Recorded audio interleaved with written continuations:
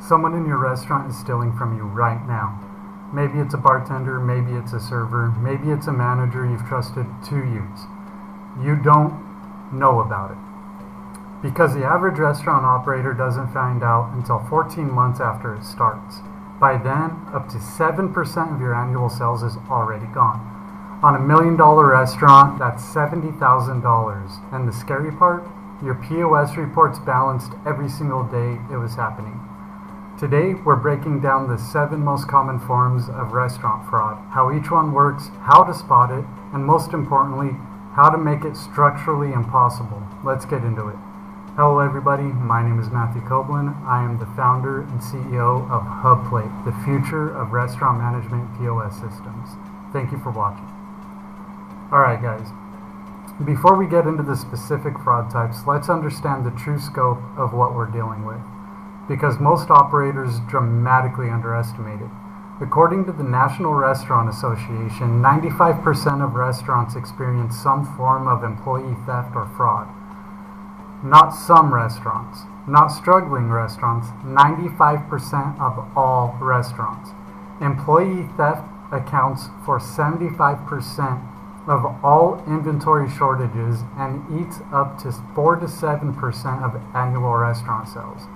With net profit margins running between 3 and 9%, a theft rate at that level doesn't just hurt, it can eliminate your profitability entirely.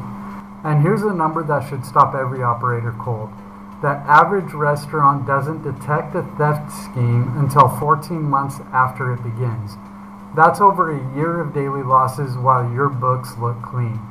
Fraud doesn't show up as a dramatic gap, it shows up as a slow, invisible bleed, small voids, slightly high variance, labor that doesn't quite match sales. Individually, nothing stands out. Collectively, it's devastating. So let's talk about exactly where it hides. So the 7 fraud types and how to shut down each one. Fraud type 1, cash skimming. This is the most common and most invisible form of restaurant theft. The most dangerous version is pre-entry skimming, where an employee collects cash from a guest and simply never enters the transaction. No sale recorded, no alert triggered.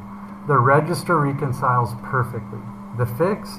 Individual login credentials for every employee, no shared accounts ever, real-time alerts on every no-sell drawer open, daily cash reconciliation against POS transaction records. And here's the key move. Cross-reference your POS data with your inventory depletion. If drinks are being poured but not rung, the variance will show. The transaction may not be visible, but the missing stock isn't. Fraud type 2, void and refund fraud. This one has destroyed operations that look completely healthy on paper. 2 managers at a California restaurant voided tickets long after guests paid and stole $49,000 over 18-month period. The reports balanced every shift. Nobody noticed until it was far too late.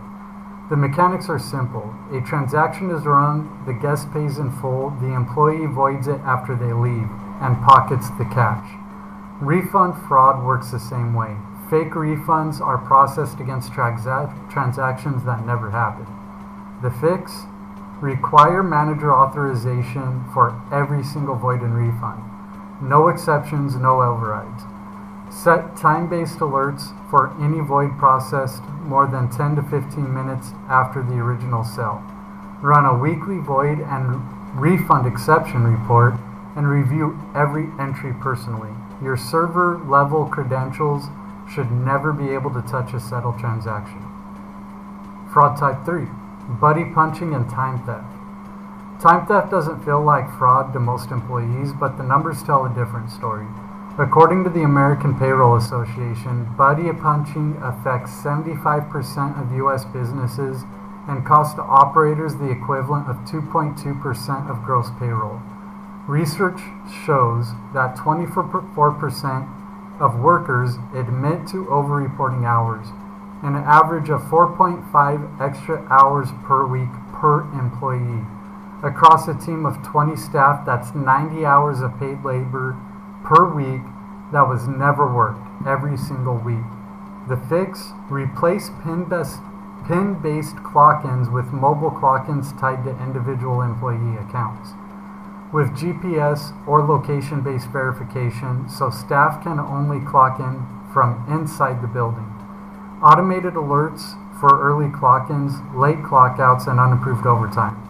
Weekly punch audits cross-referenced against scheduled shifts. And lock schedules at the close of each day. Any edits require supervisor approval. Fraud type 4. Inventory theft and overpouring. 60% of inventory losses in restaurants are attributed to internal theft. Food walked out the back, alcohol consumed on shift, supplies taken for personal use, and overpouring, which rarely feels criminal to the person doing it, but consistently erodes margin across high-volume service. The fix? Weekly inventory counts compared against POS sales data. That variance report is your fraud detector. Set par levels for every item and investigate any deviation beyond your acceptable threshold. Track liquor by the pour using measured pourers. Implement two-person receiving so no single employee can manipulate incoming inventory counts. And cross-reference your recipe costing data against actual ingredient depletion every single week. When every dish sold automatically deducts the correct ingredient from your inventory count, any gap flags immediately, not at month end. Fraud type 5. Discount and comp abuse. Unauthorized discounts and comps are a quiet profit drain that most operators dramatically underestimate. Any employee who applies a 20% staff discount to a friend's table, runs unauthorized comps on high volume items, or grants themselves a manager override on their own meals can drain thousands in margin over the course of a year. The fix? Strict role-based permissions in your POS. Only managers should be able to apply discounts above a defined threshold, run a weekly discount and comp exception report, and review every entry above a set dollar amount. Require a reason code for every comp and discount applied. Anonymous comp should be structurally impossible. And monitor discount rates by employee.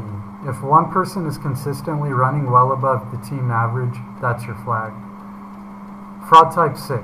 Vendor and invoice fraud. This one is less frequent, but significantly more expensive when it does occur. Managers with access to incoming invoices can intentionally miscategorize purchases, create ghost vendors, fake supplier accounts, and generate fraudulent purchase orders, or simply skim from deliveries that are never fully logged. The fix? Maintain an improved vendor list and require senior authorization for any new addition. Separate purchasing authority from receiving authority. The same person should never order and receive. Require two-person sign-off on all invoices above a defined threshold. And run automated purchase order reconciliation. Your system should flag any invoice that doesn't match a logged inventory. Fraud type 7, culture. I want to be clear, technology is your strongest weapon against fraud, but culture is your foundation. Employees who feel fairly compensated, respected, and genuinely valued are dramatically less likely to steal. Employees who feel disconnected, undervalued, or financially pressured are your highest risk. Cover fraud prevention explicitly in onboarding. Set the expectations before bad habits form. Create a clear, anonymous reporting channel so staff can flag suspicious behavior without fear. Follow up on every report consistently. A culture where reports are ignored breeds more theft. And recognize integrity publicly. Acknowledge staff who demonstrate honest behavior.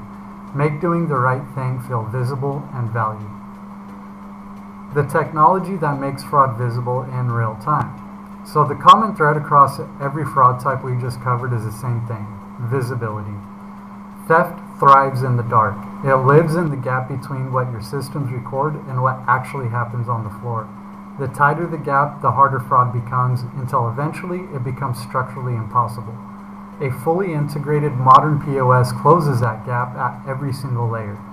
Real-time transaction logging, every sale void, refund, discount, and drawer open, time-stamped and attributed to a named employee. Exception reporting that flags unusual patterns before they compound. Individual employee credentials, no shared logins, no anonymous transactions. Inventory integration that makes every sale automatically deplete stop.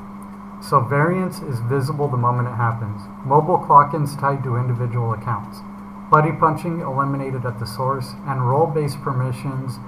Employees can only access what their role actually requires. When these systems are in place and working together, fraud doesn't just become harder, it becomes visible, and visibility stops fraud. So how HubPlate locks down your operation? This is exactly what HubPlate was built to do. The revenue engine logs every single transaction in real time, every sale, every void, every refund, every no-sale event, tied to a named employee with a full audit trail. Role-based permissions mean your servers can never touch a settled transaction. Manager approvals are required for voids and refunds. Exception reports are available on demand from any device, anywhere. The human capital module eliminates buddy punching with individual mobile clock-ins and GPS verification. Automated overtime alerts. One-click payroll exports that reconcile actual hours worked against scheduled shifts. No manual intervention, no manipulation. The logistics hub tracks inventory in real time against every sale, generating automatic variance reports the moment depletion doesn't match your POS data. You catch theft at the source, not at month's end.